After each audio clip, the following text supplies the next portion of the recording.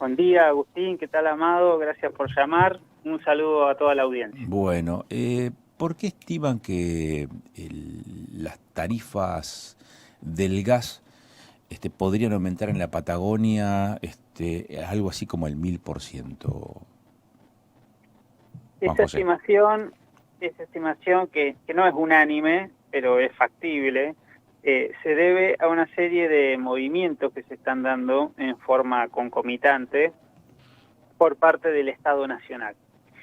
Por un lado, lo que comenzó a redefinir ya desde diciembre a través de dos DNU, el famoso DNU 70, pero uno anterior que era el 55, de diciembre también, que decretaba la emergencia energética. A través de estas dos resoluciones, reglamentos, el Poder Ejecutivo dio inicio a una revisión tarifaria que incluía una quita de subsidios. Entonces son esas dos acciones que la estamos viendo que se conjugan, ¿no?, para tener un resultado del que estamos hablando. ¿De qué se tratan estas acciones? Bueno, por un lado, el Estado quiere tener un menor déficit fiscal en general, pero específicamente estamos hablando en materia de subsidios energéticos. Entonces, la forma de reducir esa cuenta para el gobierno nacional es que el usuario final pague un porcentaje mayor del costo del gas. Cuando hablamos costo de gas, es el gas mayorista, la producción de gas natural, ustedes tienen ahí Vaca Muerta, puesto en el sistema de transporte, ¿no? Lo que llamamos gas en pista, en el punto de ingreso al sistema de transporte. Ujú. Se hizo una audiencia a principios de año, una audiencia pública. Allí la Secretaría de Energía dijo, bueno, los usuarios residenciales pagan en promedio menos de $1 por ese gas, que vale en promedio, el costo que tiene por los contratos del plan gas es entre $3.50 y $4, y en invierno llega a $4.50. Entonces lo que decidió el gobierno en aquella audiencia pública, dijo que lo iba a hacer más rápido de lo que después terminó concretando, pero finalmente lo que vemos es que hay un traspaso a la demanda residencial de ese precio mayorista pleno para los hogares nivel 1, los de mayores ingresos, y en menor medida para los hogares nivel 2 y nivel 3.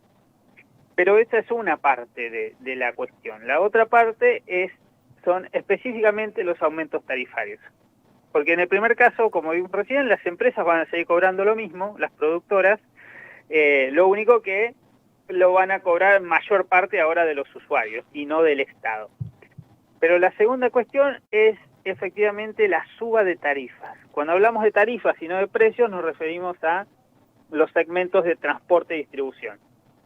Ahí también se hizo una audiencia pública, las empresas solicitaron aumentos porque desde abril del año pasado que no tenían incrementos, y el ente regulador acaba de definir cuáles son esos aumentos para los transportistas y para el valor agregado de distribución.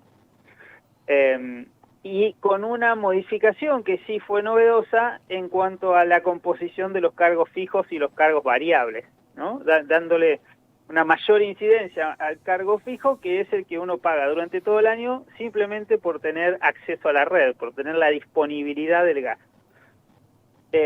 Entonces, estas dos cuestiones conjugadas es lo que ya vamos a empezar a ver en las boletas de este mes.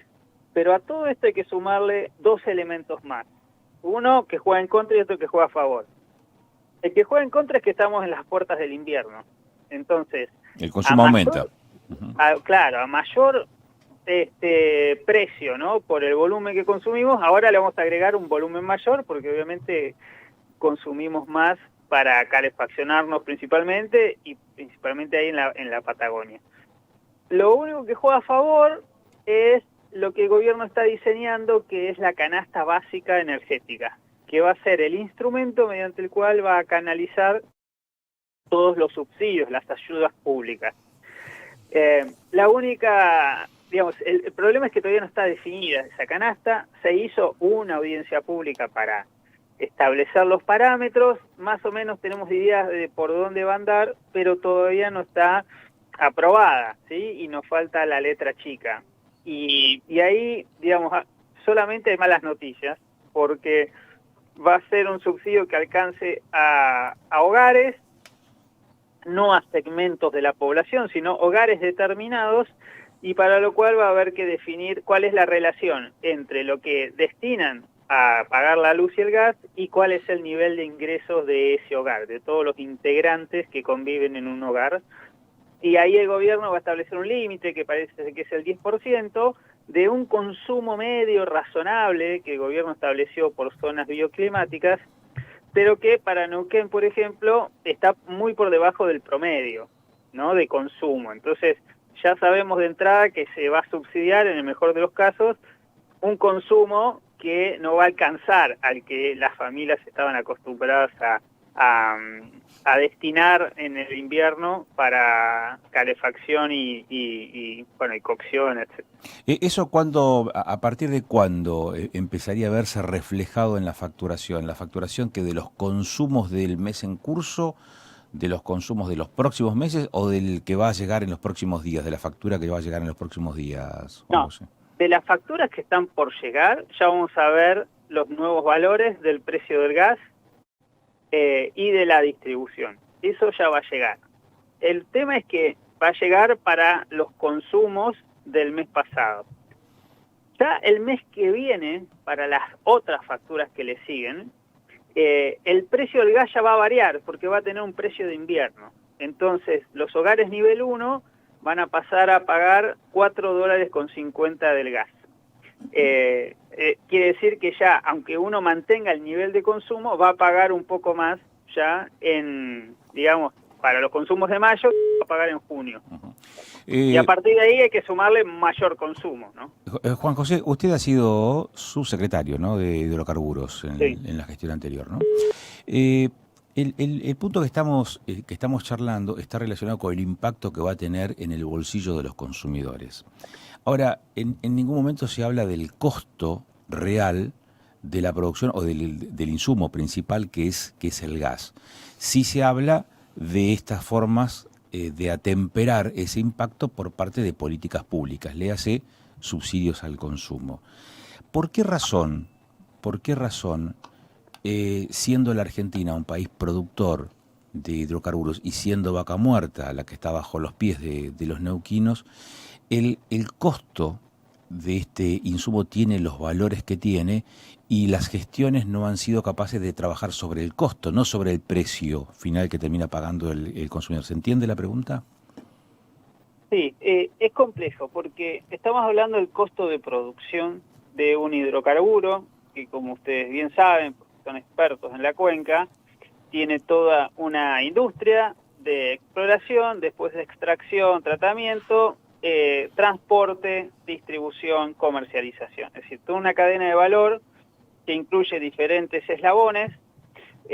Y cuando hablamos del costo del gas, es el costo del gas, como decíamos hoy, puesto en el sistema de transporte, y eso tiene un valor en dólares hoy, que está establecido en contratos. Los contratos del Plan Gas es un plan de estímulo para que haya, digamos, inversión y que aparezca el gas. Se celebraron a fines de 2020 con todos los productores, no solo de la cuenca de Neuquina, sino cuenca del Golfo, cuenca austral.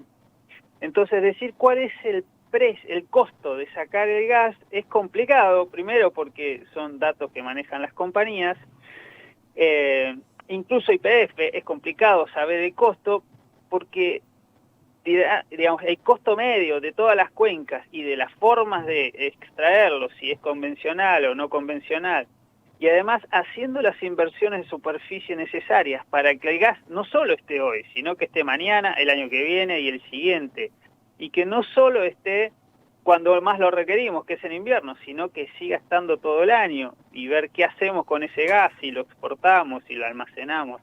Entonces, es todo un sistema complejo. A veces algunos toman el lifting cost, que es solamente extraer el gas. ¿Cuánto me sale perforar y extraerlo?